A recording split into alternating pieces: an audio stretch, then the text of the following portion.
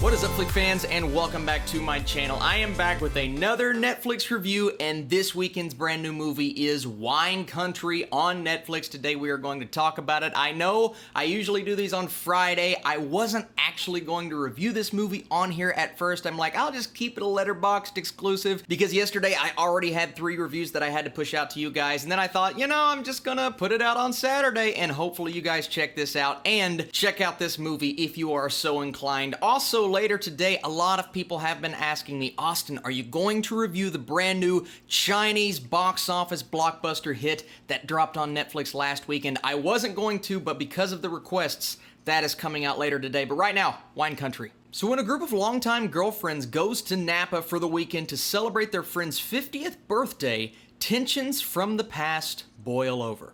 I think the most intriguing thing about this movie, other than the stacked comedic cast, I mean some of the best female comedians, some of the best comedians in the business, but the most important thing for me was the fact that Amy Poehler was directing this film. Now, she has directed television shows before, and she's kind of dipped her toes into the water, but she's never directed a feature-length film. So my first priority was to figure out, is Amy Poehler destined to be the next great female director, or is she going to go down the swing and a miss route? Because that happens every now and then when actors try to convert to directors. And you know what?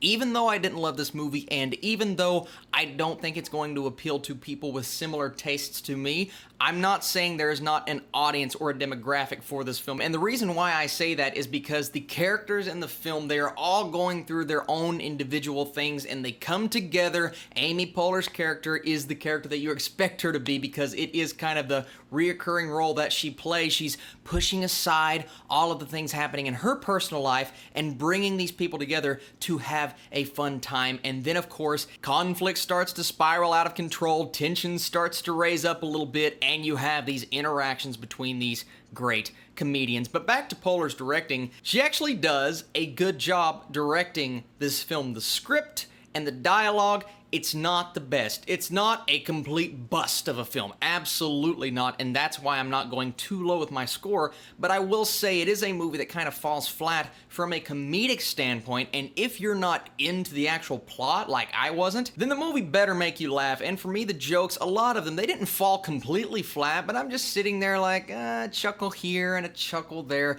The movie's not that funny, and with this cast, you have Amy Poehler and Tina Fey, Maya Rudolph and Rachel Dratch. The standout for me was Maya Rudolph. Her energy is infectious. She is always laugh out loud funny. Not as laugh out loud funny in this movie, but she is still like on top of her acting game.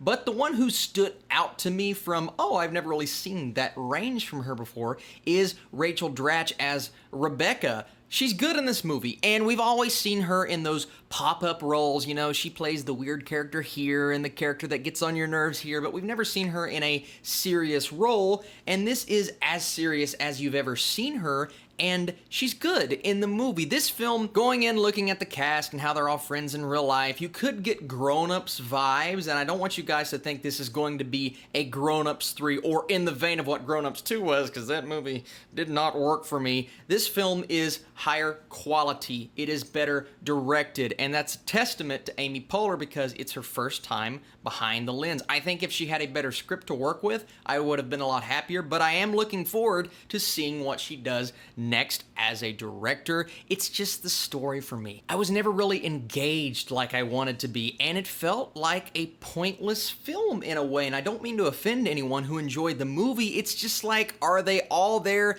just to hang out on set and have fun and do their shtick, kind of like a Grown Ups, or are they there to carry out a story and give us character arcs? And yes, you get resolutions to certain relationships at the end, and characters literally and metaphorically making the leap, and I did kind of like that, but I never felt the buildup. I never felt the impact, and the relationships did not build as well as I think they thought they built to give us those emotional payoffs at the end, and the movie just kind of ends, and it's over, and it's like, what was the point to that entire thing other than to get this group together and to allow them to do their thing for us and make us laugh? If I would have laughed really hard throughout the movie. I don't think the lack of a great plot would have bothered me as much, but I wasn't really laughing. And that's why I think if you guys think this film is hilarious, then I think you'll get a lot out of it. And at the end of the day, I don't think Wine Country is a bad movie. I just think it's a film that is trying to appeal to a different demographic than me, and it didn't give me the richness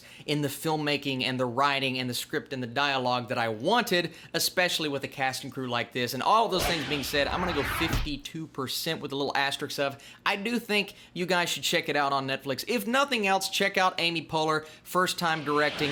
I can't wait to see her back behind the camera. I'm a huge fan of hers, Tina Fey. I mean, everybody in this movie, big fan of, so I can't wait to see what they all do next. Thank you guys so much for watching this video. Sorry if my eyes are drooping. I'm so tired. I watched so many movies today. This video, of course, is coming out Saturday morning. And then, like I said, The Wandering Earth. You guys can check out my thoughts later on today, probably around 2 or 3 Eastern time. And then Sunday morning, a very special video. And then later on, a very special review for you guys. A very low-budget film review with a good friend of mine starring in the movie. I cannot wait to bring you guys all of those videos. You are the absolute best, and I'll catch you guys very soon.